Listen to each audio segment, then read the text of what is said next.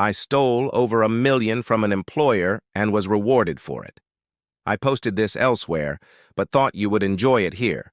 If you've read it before, I hope you enjoy it again. Disclaimer. The names and some of the situations have been changed to protect the identities, mostly my own, but the dollars and general nature of the situation is completely true. Background.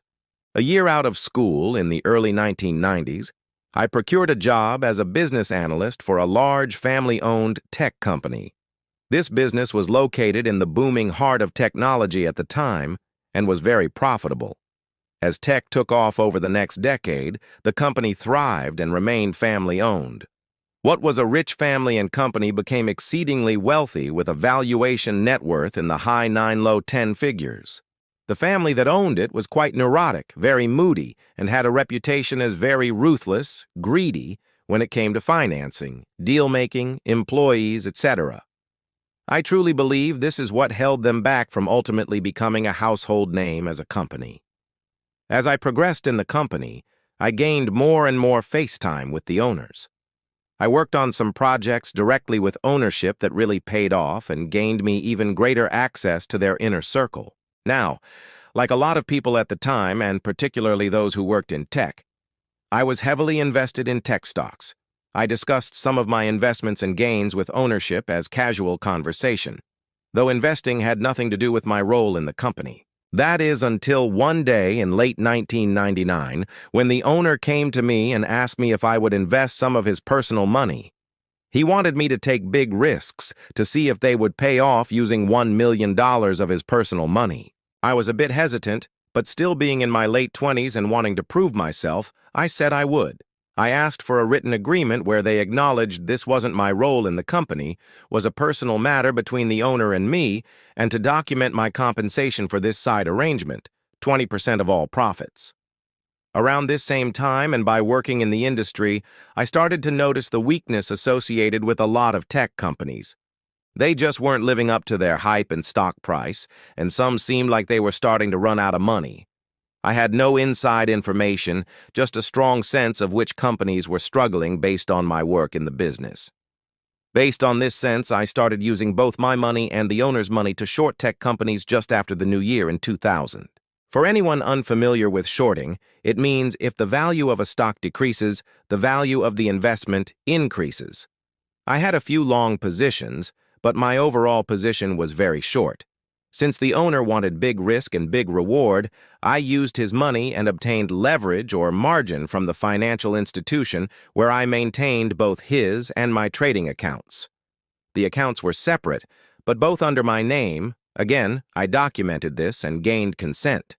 Well, both my account and his suffered some moderate losses in the first 2 months of 2000 before the bubble began to burst, and both accounts, but his in particular, began to skyrocket. Ownership's pettiness.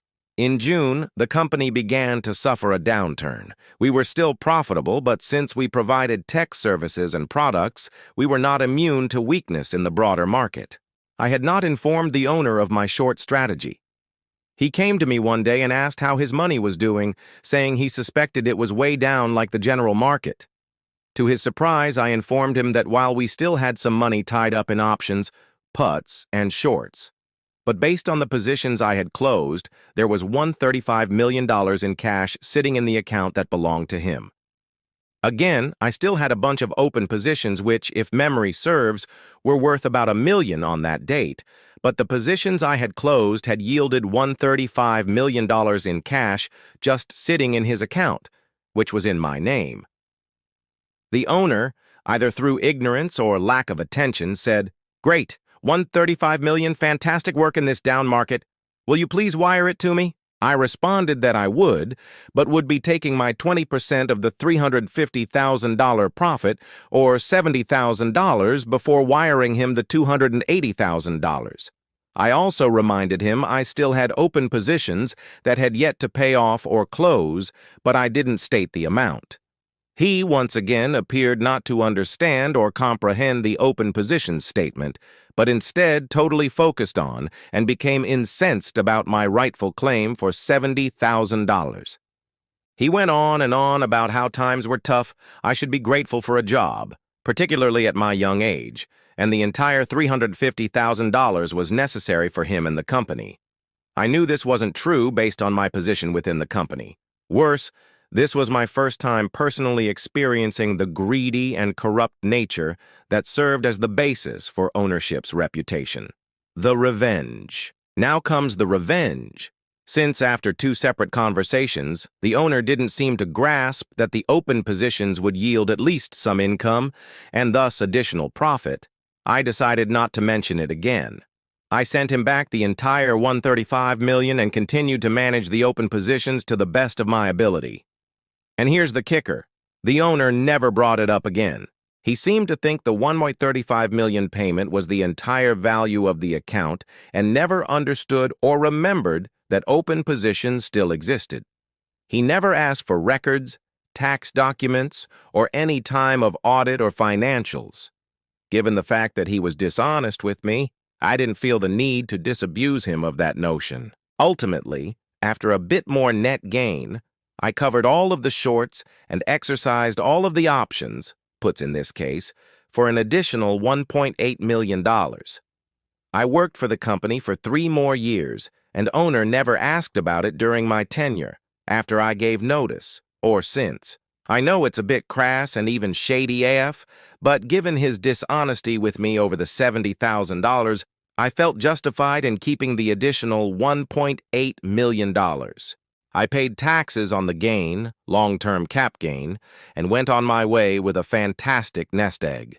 Nobody has asked about it since, and I have only told the story to a few people, and even then only after the statute of limitations passed. The final ironic cherry on top of this sundae is that during my remaining 3 years, I gained greater influence with ownership and position within the company because they considered me loyal for giving the $135 million back and not making too much of a stink about the $70,000 profit. Little did they know I got the better of them. The company eventually folded due to family disputes, but my understanding is that ownership walked away in very good financial position.